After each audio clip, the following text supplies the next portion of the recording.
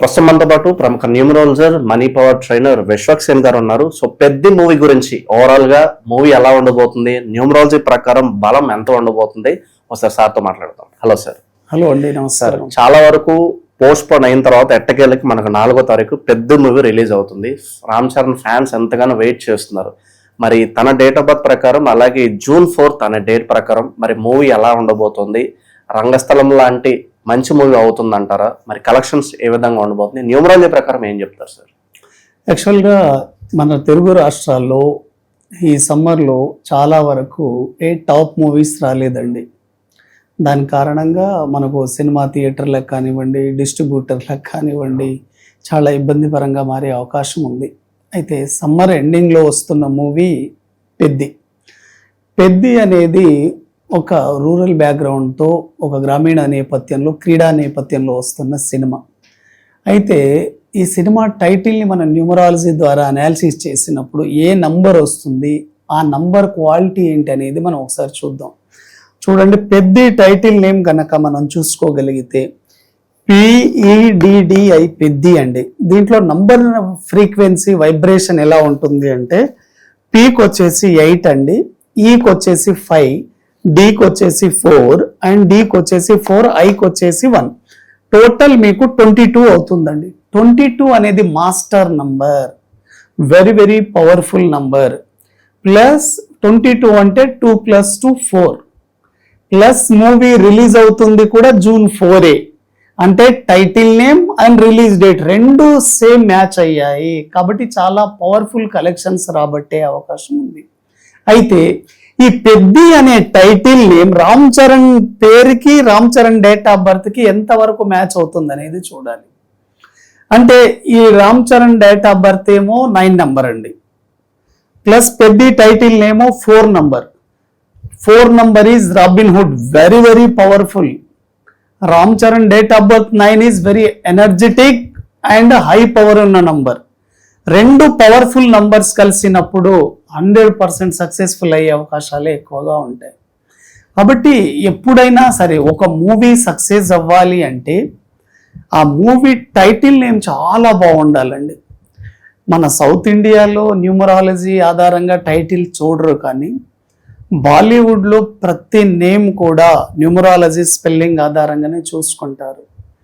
మనకు తెలుగులో బాహుబలి అప్పుడు కరణ్ జోహర్ అక్కడ తీసుకున్నారు ఆ రైట్స్ అని, ఒక ఎక్స్ట్రా యాడ్ చేశారు వాళ్ళు. ఎక్స్ట్రా యాడ్ చేసినప్పుడు దాన్ని 23 నంబర్లోకి తీసుకెళ్లారు. అలా చాలా మూవీస్ న్యూమరాలజీ ఆధారంగానే చేస్తారు. కాబట్టి పెద్ద మూవీలో కూడా 22 నంబర్ వచ్చింది. Is a master number, very very powerful అండి. మాస్టర్ నంబరే. ప్లస్ ఆ రోజు 4వ నంబర్లో రిలీజ్ కావడం అనేది చాలా ప్లస్ అండి. ఈ 4కి ఆ 4 మ్యాచ్ అవుతుంది. కాబట్టి 4 ఈ సడన్ చేంజెస్ ఇస్తుంది లైఫ్లో.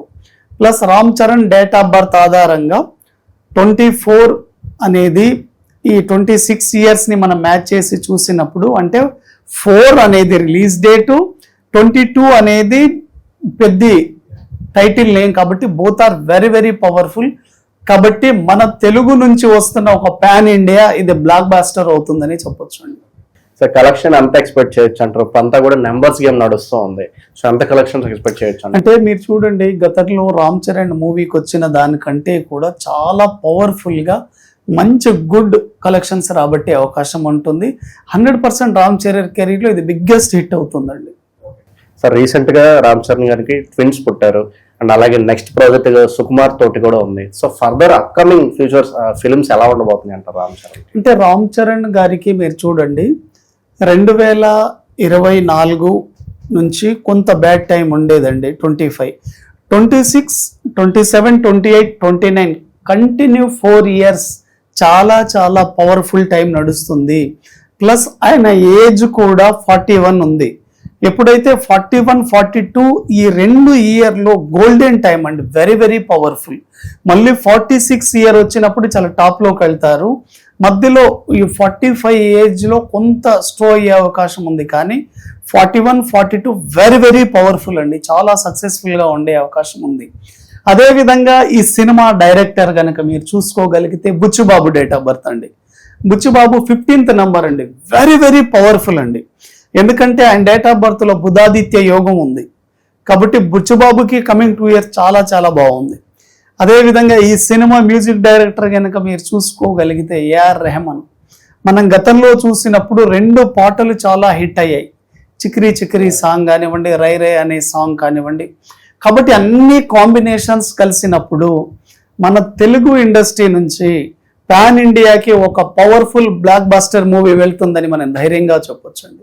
ఓవరాల్ గా పెద్ద మూవీ గురించి, సినిమా ఎలా ఉండబోతుంది, ఎంత కలెక్షన్స్ కొల్లగొట్టబోతుంది, మంచి విశ్లేషణ. హోప్ఫుల్లీ ఇంకా మన తెలుగు ఫిల్మ్ ఇండస్ట్రీలో మంచి మంచి సినిమాలు రావాలి. ఈ సినిమా కూడా పెద్ద బ్లాక్ బస్టర్ మనస్ఫూర్తి కోరుకుందాం sir. Thank you very much అండి.